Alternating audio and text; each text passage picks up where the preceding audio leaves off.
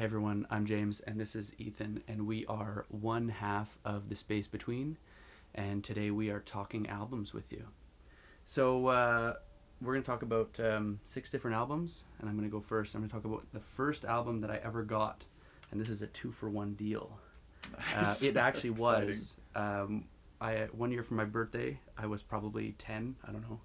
I got a CD warehouse gift card. Nice. They used to come in a blank CD case with a piece of paper that said, "You got $20." Yes, I remember and those. you got to go in a CD warehouse, and it was, thinking back on it, probably one of the most depressing environments ever.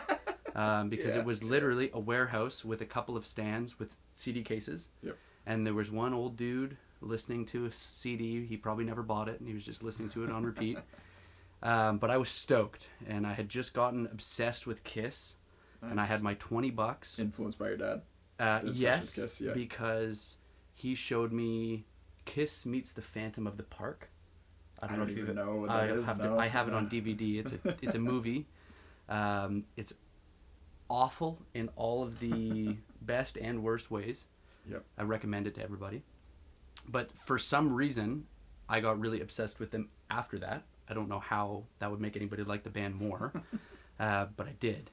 And so there was a 2 for $20 CD deal, Nice. and I had $20 from my lovely grandmama, and I went and picked out Kiss's Hotter Than Hell and Destroyer, which has a little crack on the case, and I remember bringing it home and taking the plastic wrap off and seeing that there was a little crack on the case, and I was pretty bummed. Yeah. But you know what? I stuck it through. It's pretty metal. It is The pretty crack metal. on it. Yeah, for sure. Yeah.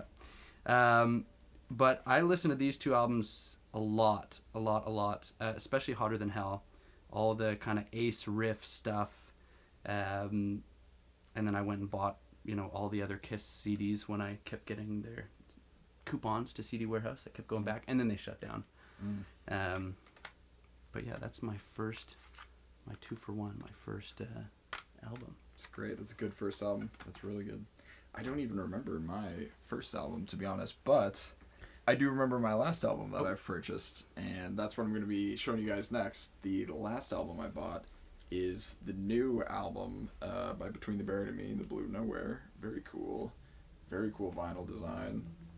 Look at that. I love the opening, always opening the dual-sided records and seeing the inside. Yeah. It's so exciting to look at. And I just picked this up when I saw them at the Bronson Center. Nice. Like that was last month, I think. So, yeah, it's a super great record, Between the Buried and Me. One of my fave bands. I haven't listened to it yet.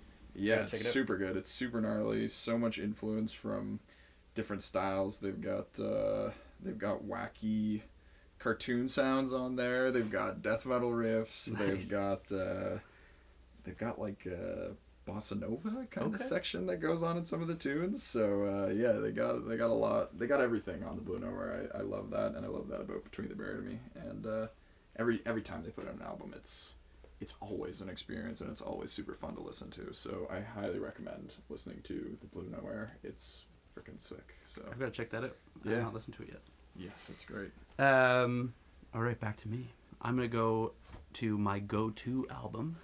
Nice. And I had a hard time picking this one because I think it changes a lot over the years. Totally. I'll have a go-to album for, a couple years, and then it'll sort of switch out and whatever it might be. But I would say since it was released, my go-to album has been Tool's Fear Inoculum.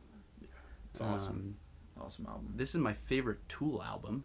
Ooh, hot take. Wow. I know, that it's a might hot start take. a band debate. It might. Yeah. I'm aware. We've had this conversation.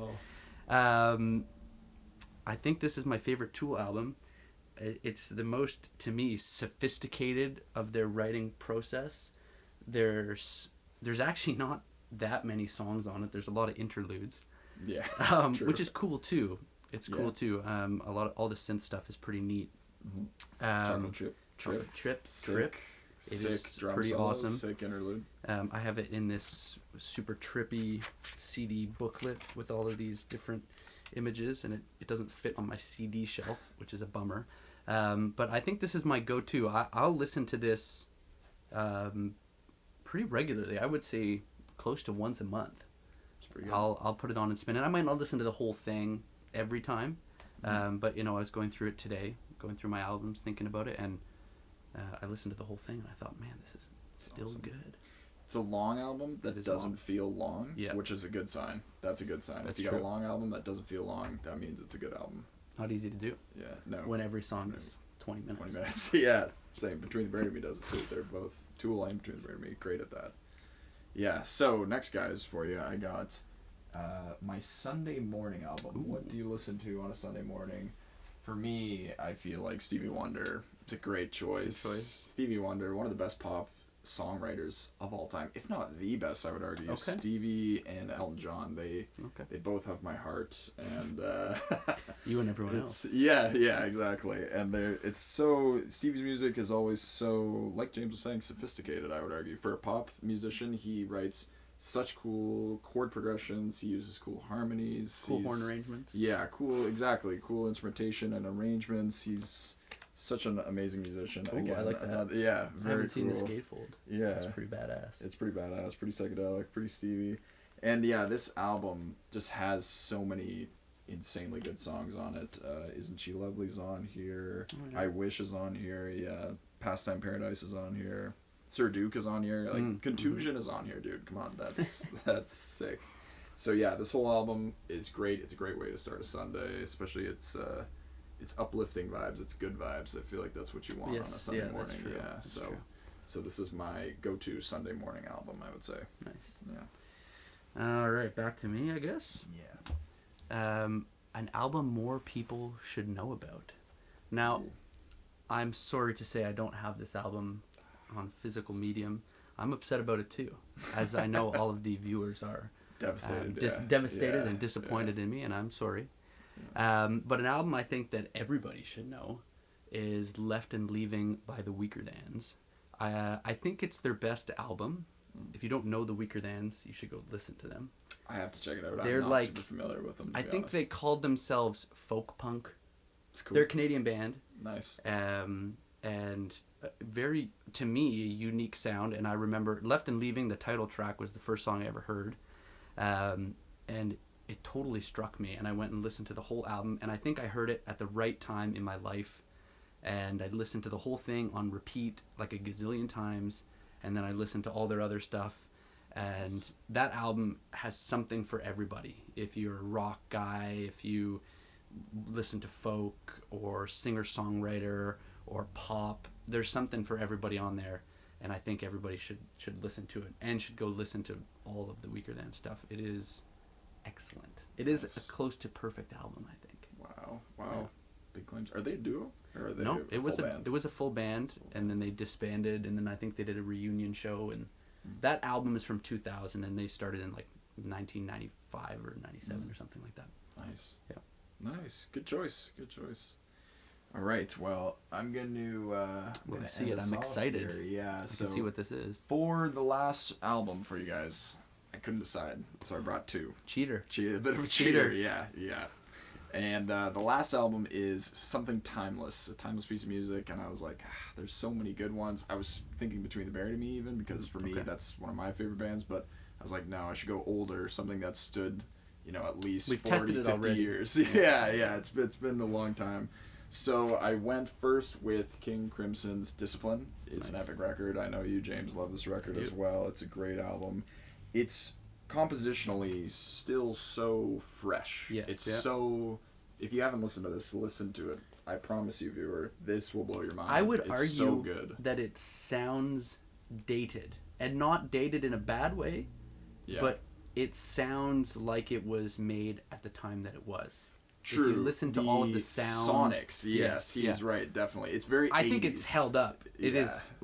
I love 80s. Yes, but it's clearly made in the 80s. Yes. But I think that what you're saying, the composition, the parts. The approach I only recently got into King Crimson, and it blew me away, and I didn't think, this belongs back in the 80s. Yes, yeah. It was exactly. It was still felt fresh. Yeah, exactly. That James just put it beautifully, eloquently. That's exactly what this album sounds. It's fresh. The ideas are still riveting to this day. I've listened to it so many times, and it still gets me super excited.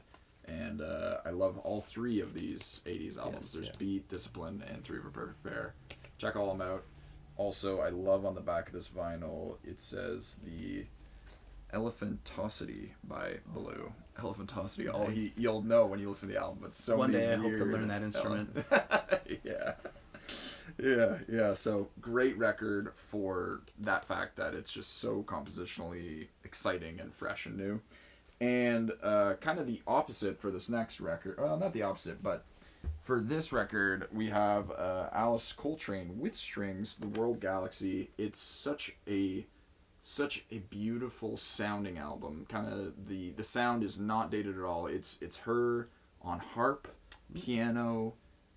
She plays an organ too. She's playing so many different instruments on this album. It's insane. I'll have to listen. Yeah, really worth listening. It's like free jazz mixed with like spiritual jazz, and it's sonically, arrangement wise, it still sounds so unique, so fresh, so exciting. It has so much ear candy on it. It's a lot of dissonance on it, but a lot of like really cool arrangements with strings, with saxophone. Like I said, Alice herself playing like 4 or 5 different instruments on here, and I love the artwork too. Love the artwork. All the little animations. Yeah, love her. Really cool inside once again.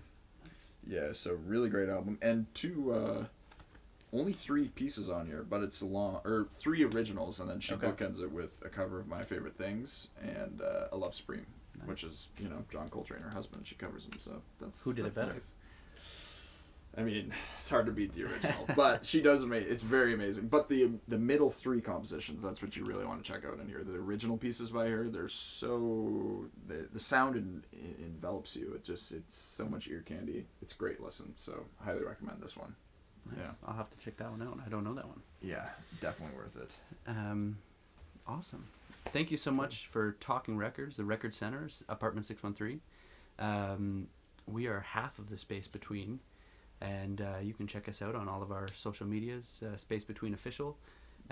We don't have any shows coming up at the moment, but there's some new music in the pipeline. Oh yeah, stuff's exciting. Things are going to be exciting. Maybe you'll see one of our albums on one of these someday in the future. Yeah, maybe. But we've got some new stuff coming out, so make sure to follow us, and we'll catch you around. Yeah, thanks for listening, guys.